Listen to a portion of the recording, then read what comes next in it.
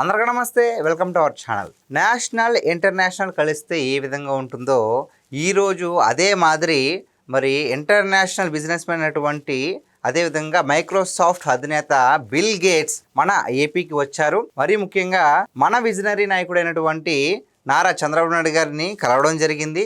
So అసలు bill gates గారు ఎందుకు వచ్చారు, ఈరోజు వాళ్ళిద్దరు కూడా ఏం చర్చించుకోబోతున్నారు, ఈ అంశంపైన మనతో పాటు డిస్కస్ చేయడానికి ఉన్నారు పొలిటికల్ అనలిస్ట్ అశోక్ కుమార్ గారు. సార్ నమస్తే అండి. నమస్తే అండి. సార్, ఇద్దరు విజనరీ పర్సన్స్, ఒకరేమో నేషనల్ మన నారా చంద్రబాబు నాయుడు గారు, ఇంకొకరేమో ఇంటర్నేషనల్ సో బిల్ గేట్స్ గారు. వీళ్ళిద్దరూ ఈరోజు ఏపీలో అయితే కలుసుకున్నారు. సో ఆ విశేషాల గురించి మీరేం చెప్తారు? ఇంతకుముందు బాబు గారు మైక్రోసాఫ్ట్ అధినేత ఎవరైతే ఉన్నారు బిల్ గేట్స్ గారు గతంలో ఢిల్లీకి వస్తున్నారని ఈయన తెలుసుకున్నాడు. ఫస్ట్ టైం ముఖ్యమంత్రి నారా చంద్రబాబు నాయుడు గారు తెలుసుకున్న వెంటనే హైదరాబాద్ మాదిరి ఉండేది కాదు, ఎవరు అవునన్నా కాదన్నా కూడా వాస్తవం పెద్ద పెద్ద మంత్రి స్థాయిలో వాళ్ళు అందరూ కూడా చెప్తున్నారు, ప్రతి ఒక్కరు చెప్పేటువంటి విషయమే. మైక్రోసాఫ్ట్ని ఇక్కడికి తీసుకురాగలిగినాడు నారా చంద్రబాబు నాయుడు గారు. దాని కాస్త ఈ వైసీపీ వాళ్ళు వీళ్ళు కొంతమంది కుక్కమూతి పిందులు దాన్ని ఏదో బాబు గారు అంట అది తీసుకొచ్చాం హైదరాబాద్ సృష్టించేసాము అన్నాడు. ఎప్పుడన్నారు నాయన? బాబు గారే స్వయంగా చెప్పినాడు, హైదరాబాద్ నేను డెవలప్ చేశాను, తర్వాత వచ్చినటువంటి రాజశేఖర్ రెడ్డి దాన్ని ముందుకు తీసుకెళ్లారు, డెవలప్ చేశారు. తర్వాత ఎవరైతే ఈయన కేసీఆర్ గారు ఉన్నారో నీట్గా చేసుకుంటూ వెళ్ళినాడు, డెవలప్ చేశాడు. రేవంత్ రెడ్డి గారు బాగా డెవలప్ చేస్తున్నారు, ఎక్కడా దాన్ని ఇబ్బంది పెట్టే విధంగా చేయలే. అదే మాదిరా అంటే ఆ రోజు ఆ ఫౌండేషన్ బాబు గారే కదా. ఫౌండేషన్ అంటే ఇన్ ద సెన్స్ అభివృద్ధి పరంగా మైక్రోసాఫ్ట్ ఎట్టయితే మనం వైజాగ్కి గూగుల్ తీసుకొస్తున్నారో వచ్చింది కూడా ఆ మాదిరి మైక్రోసాఫ్ట్ అనేది కన్నా వస్తే ఆలోచన చూడండి. కంప్యూటర్లు కూడు పెడతాయా అన్నారు, కంప్యూటర్లు కూడబెడతాయి అనే స్థాయికి బాబు గారు తీసుకెళ్ళినారు. ముందు ఒక పని చేసే ముందు ఎంత విజన్ ఉండాలో, ఒకవేళ మనం ఈరోజు సంపాదించేదాని గురించి ఆలోచన చేస్తాం, కానీ భావితరాలకు ఉపయోగపడే విధంగా అసలు అక్కడికి పోతే ఏదైతే అమెజాన్ ఇవన్నీ వచ్చిన ఎకో సిస్టమ్ వల్ల ముందంతా మైక్రోసాఫ్ట్ వల్ల అమెజాన్ కంపెనీ అక్కడికి పోతే ఆ పార్క్ అంతా పార్కింగ్ నేచర్ అంతా ఏడున్నారో ఆయన ఊటీలో ఉన్నాం అనిపించేది, చల్లదనం నిజంగా ఆ రేంజ్లో ఎకో సిస్టమ్ డెవలప్ అయిపోయింది. ఒక పక్క కంపెనీలు చుట్టూరు అక్కడికి వచ్చేటువంటి సాఫ్ట్వేర్ ఎంప్లాయీస్ హయ్యర్ పే తీసుకుంటా 70,000, 1,00,000, 3 లక్షలు, తక్కువలో తక్కువ ఒక ఫ్రెషర్స్ 35,000, 40,000 ఎవరైనా సరే ఈరోజు మనం కూడబెడతాం. కానీ ఆడేసినటువంటి ఫౌండేషను ఆడ తీసుకొచ్చినటువంటి ఆ మనిషిని మర్చిపోతాం అనమాట. మనం బాగుంటే చాలు, ఆ ప్రదాతలన్నీ మర్చిపోతాం. కాలం మారిపోయింది, సోషల్ మీడియా యుగం ఎంత పెరిగిపోయింది. ఆ మాదిర ఈ మధ్య గూగుల్ కూడా తీసుకొచ్చింది ఆంధ్ర రాష్ట్ర ప్రభుత్వం.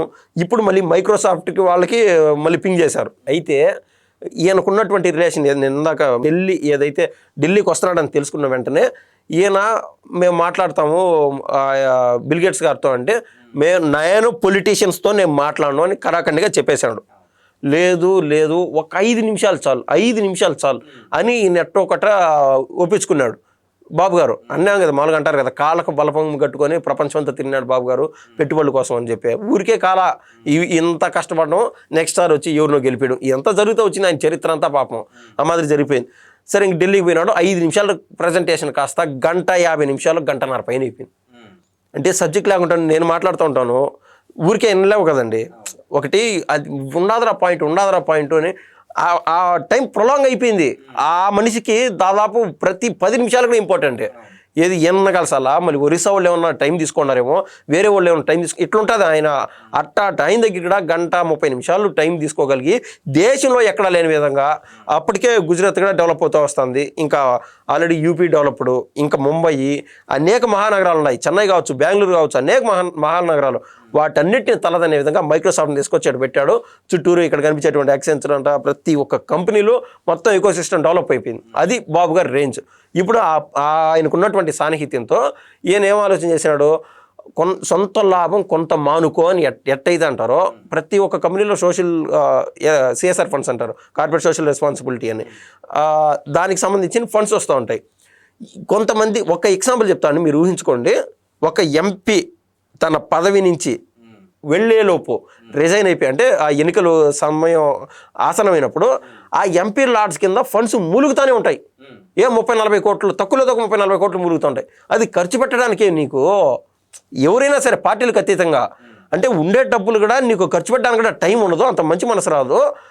ఒక ఎంపీ స్థాయి వ్యక్తిగా, ఎమ్మెల్యే స్థాయి వ్యక్తిగా ఆ మాదిరి ఆయనకు టైం లేకుండా ఈ మాదిరి జరుగుతూ ఉంటే ఆ స్థాయి వ్యక్తి బిల్ గేట్స్ గారికి కొన్ని వేల కోట్ల డబ్బులు ఉంటాయి. దాన్ని సరైన రూట్లో సార్ మేము సరైన రూట్లో వెచ్చిస్తాము మా దగ్గర ఇక్కడ పెట్టండి సార్ అని చెప్పి సరైనోడు మాట్లాడగలిగితే ఆ పని అవుతుంది. ఆ సరైనోడే ఈ నారా చంద్రబాబు నాయుడు గారు. ఆయన ఒప్పించి అంటే ఆ సరైనోడికి ఈయన కొడుకు అనమాట, ఎవరు నారా లోకేష్ గారు, ఒకే ఒక్కడు అన్నట్టు. ఈ ఒకే ఒక్కడు పోయి ఒప్పించుకున్నాడు, ఆయన రిసీవ్ చేసుకొచ్చినాడులే. జరిగినటువంటి సందర్భం ఏంది, ఆల్రెడీ వాళ్ళిద్దరి మధ్య చర్చలు జరిగి మన ఆంధ్ర రాష్ట్రంలో అగ్రికల్చర్కి సంబంధించి మనం రోజు కష్టపడతానే ఉన్నాం, గొడ్డు చాకరీ చేస్తానే ఉన్నాం, కానీ అవుట్పుట్ ఏమో అంతగా రావట్లా. ఏంటంటే ఈ లోపు ఒక రోజుకు ఒక 20 మంది మనుషులు వస్తారు. ఇప్పుడు ఒకవేళ బొప్పాయి మల్చింగ్ పేపర్కి వేసేదానికి కావచ్చు, బుడిచేదానికి కావచ్చు, రకరకాల పంటలు ఏవైనా కర్బూజ కావచ్చు, ఏ పంటలైనా అండి, ఈ యొక్క వర్కర్స్తో ఎక్కువ అవసరం ఉంది. కానీ ఆ కూలి కాస్త ఎంత చేరింది, పొద్దు నుంచి మధ్యాహ్నం వరకు చేస్తే తక్కువ 300 అవుతుంది, 350 దాటుతుంది. ఇది ఖర్చు పెట్టలేదు, ఇవన్నీ ఖర్చు పెట్టి రైతుకు అవుట్పుట్ వస్తుందంటే అది ఉండదు.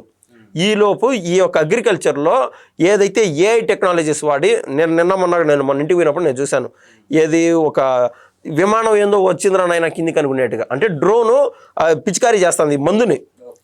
ఎగ్జాక్ట్గా ఇది ఉంటుంది కదండి కర్బూజ పైరులో ఆ మాదిరి. అంటే అప్పటికే టెక్నాలజీస్ వచ్చేస్తున్నాయి, దానికి మళ్ళీ అటు సెంట్రల్ గవర్నమెంట్ కావచ్చు, ఇటు స్టేట్ గవర్నమెంట్ కావచ్చు సబ్సిడీలు ఇస్తున్నాయి. అంటే నిత్యం మనం ఎక్కడైతే ఉన్నామో అక్కడ ఆగిపోకుండా డెవలప్మెంట్ అని అట్లాంటిది బిల్ గేట్స్ ఫౌండేషన్ కింద అక్కడ ఉన్నటువంటి టెక్నాలజీస్ ఇక్కడికి తీసుకొచ్చే విధంగా వీళ్ళు చేస్తున్నటువంటి ప్రయత్నము ఏ టెక్నాలజీస్ వాడి అగ్రికల్చర్లో కావచ్చు. ఇది పక్కన పెడితే గేట్స్ ఫౌండేషన్ కింద సంజీవిని అనేటువంటి ఒక పథకంలో భాగంగా మన రాష్ట్రంలో ఉన్నటువంటి నలుమూలలకి ఈ మెడిసిన్స్ పంపించే విధంగా, ఒక క్వాలిటీ మెడిసిన్స్ పంపించే విధంగా, చాలామంది చాలా రకాల జబ్బులతోనూ వాటితోనూ బాధపడుతూ ఉంటారు.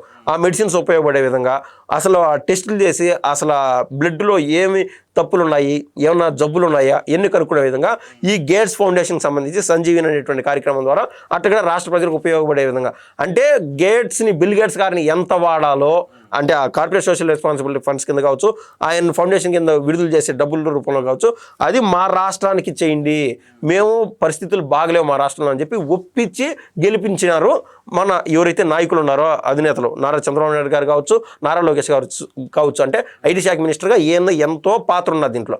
ఇది పక్కన పెడితే ఫైనల్గా ఒక విషయం చెప్పి ఏం చేస్తానండి, ఒకటి అటువంటి మనిషి ఇక్కడికి వస్తున్నాడు. జనరల్గా మాది ఒకే ఊరు అంటే నువ్వు టౌన్లో ఉన్నావు, నేను బయట ఉన్నాను పల్లెటూరులో, మీ దగ్గర నేను ఏదో చికెన్ షాపో పలానా షాపో ఏదో పెట్టుకుందాం అనుకుంటా. నువ్వేం చేస్తావంటే అన్నావు రానా పెట్టుకుందిలేనా అంటావు. నీకు ల్యాక్ ఆఫ్ ఇన్ఫర్మేషన్ ఏంది మన ఊరేళ్ళని నువ్వు అనుకుంటావు. సరే నువ్వు ఉన్నావు ధైర్యంతో వచ్చి నేను పెట్టుకుంటా, అంది సవ్యంగా జరిగితే బాగానే ఉంటుంది. నేను పెట్టిన షాప్ పక్కన ఒరే నువ్వు ఇక్కడ ఎందుకు పెట్టారా, నా తల తినేదాన్ని పెట్టావు, నా కొంప పోయింది, నాకు కస్టమర్స్ రాలేదని చెప్పి వాటితో మళ్ళీ ట్యాచ్ ఉంటుంది పక్కన వాటితో. అంటే ఒక షాప్ పెట్టేటప్పుడు ఒక 2 లక్షలు పెట్టి ఏదైనా కిరాణా స్టోర్ పెట్టేదానికి నాకు ఇన్ని టెన్షన్లు ఉంటే, బయట నుంచి మైక్రోసాఫ్ట్ వాళ్ళు, గూగుల్ వాళ్ళు ఇన్ని వేల కోట్లు, లక్షల కోట్లు పెట్టుబడులు చేస్తా ఉన్నప్పుడు మన రాష్ట్రానికి వచ్చేటప్పుడు ఆలోచన చేయరా?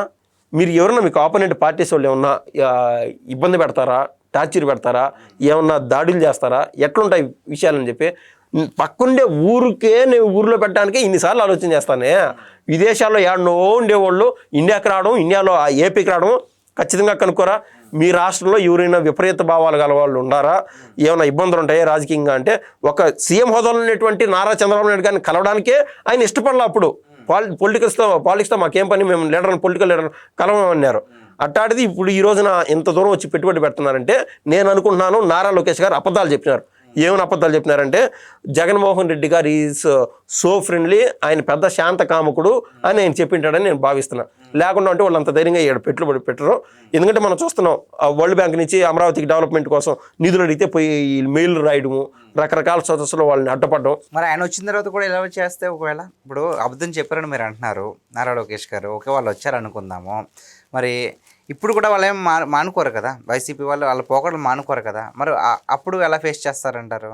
మహాభారతంలో మైసభలో శిశుపాలుడు అనేటువంటి వ్యక్తి ఏం చేస్తాడంటే, ముందు అర్జున్ని దూషిస్తాడు, భీముని దూషిస్తాడు, వాళ్ళు కోపోద్రిక్తులు అయిపోతారు, అందరినీ అయిపోయి మళ్ళీ శ్రీకృష్ణుడికి ఎవరైతే ద్రౌపది ఉన్నారో ముడిపెట్టి మాట్లాడడానికి ప్రయత్నం చేస్తారు. రకరకాలుగా మాట్లాడే ప్రతి మాటకి శ్రీకృష్ణుడు ఏం చేస్తాడంటే తప్పులు మైండ్లో లెక్కించుకుంటూ ఉంటాడు.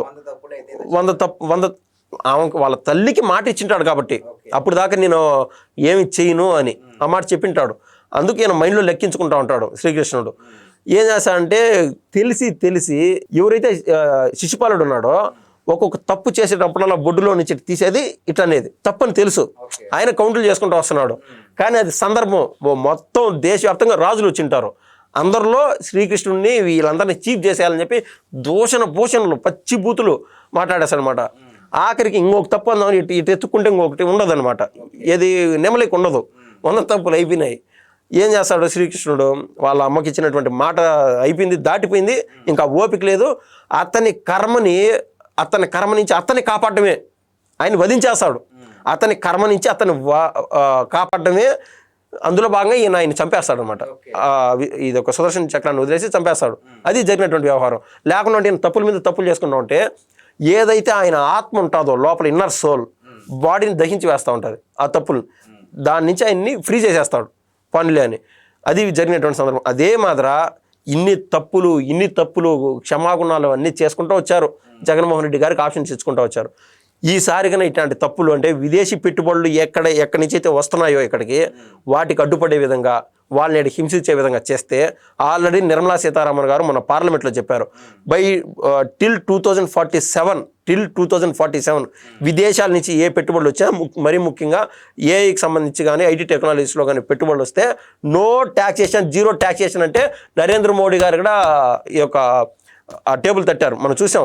అంటే ఎమోషన్, మనకుండేది ఒక ఎమోషన్, వాళ్ళకుండేది ఒక ఎమోషన్. దేశ స్థాయిలో ఒక లాంగర్ పర్స్పెక్టివ్లో ఆ రేంజ్లో వీళ్ళని ఏమన్నా ఇబ్బంది పెట్టే విధంగా, ఆ కంపెనీలను ఇబ్బంది పెట్టారంటే వాళ్ళు ఇబ్బంది పెట్టినట్టే.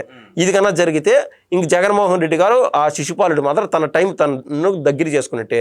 కటకటాలు లేకపోతాడా, ఏ చట్టాలు ఏమన్నా పనిచేస్తాయి అనేది ఇంక దేవుడికి తెలియాలి. థ్యాంక్ యూ అండి. థ్యాంక్స్ అండి.